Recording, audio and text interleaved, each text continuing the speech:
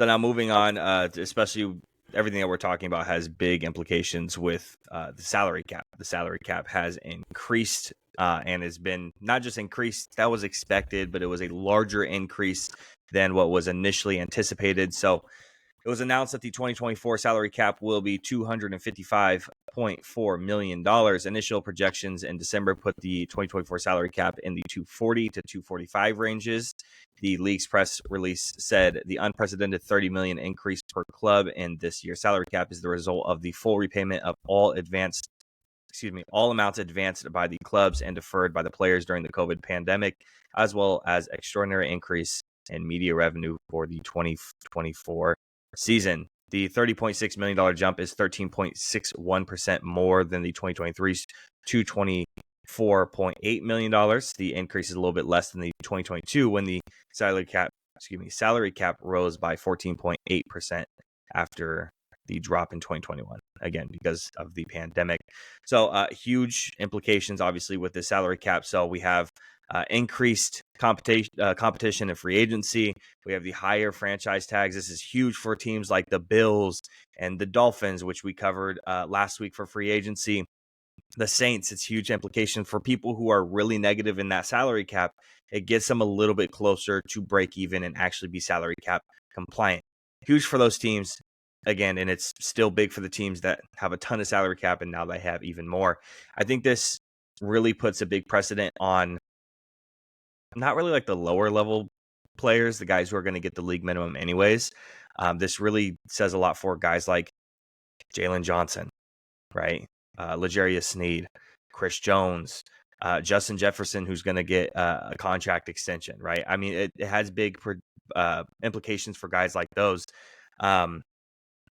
So Jalen Johnson, just for an example, for the franchise tag, his projection for the franchise tag is 19.8. Same thing as L'Jarius Sneed. It's approximately $1 million more than the original projections.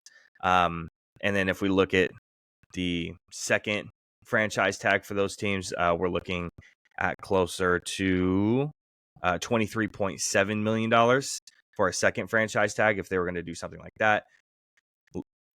For an example, Jair Alexander makes $21 million per year, just to put that in perspective. So 23.7 for a second franchise tag, which is a lot higher than the original projection. So again, big implications for the salary cap increase. Where do you see the most change with this money increase for people?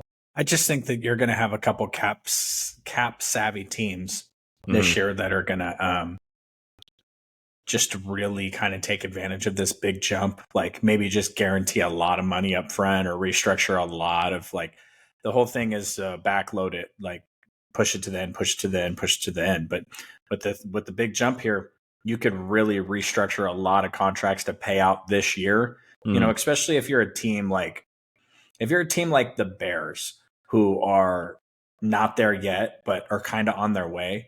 There's a lot that you can do with the salary cap now, especially with a potential rookie quarterback, where you can sign the marquee free agent and give him a big old fat number right up front, because you're going to eat it this year and move on. And yep, I think the salary cap is going to continue to grow. I mean, I don't think it's going to be a 30 million jump next year, but actually the initial what it was supposed to be is this year was only supposed to be a step, and next year was supposed to be the large jump. So did it flip?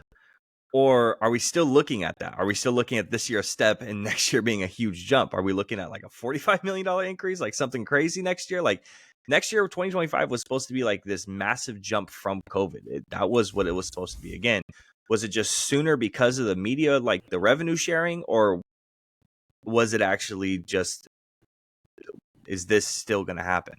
So that's the question I have. I mean, if the NFL keeps generating $11 billion in revenue, then it can be whatever. Yeah. And again, those big name free agents that are either coming up for an extension. I mean, if we're looking at CeeDee Lamb, Micah Parsons, who are coming up, Dak Prescott coming up just from the Cowboys alone, those guys, it's huge implications for them in the Cowboys and allowing us to actually sign some of these guys to long-term deals, and it makes it a little bit more doable instead of having to maybe choose one guy over another. It just makes it doable for those type of teams again, and it frees up teams like the Vikings to sign Justin Jefferson to a long-term deal now instead of having to wait for it.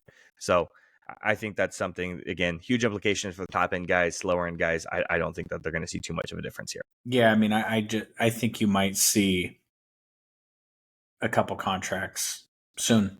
But you know what? I think that NFL teams know a little bit more about what's going on in future salary caps than they give on. So maybe it won't change. Maybe it'll just be business as usual. Yeah, it's definitely possible. And especially talking about contracts too, this salary cap increases just this week.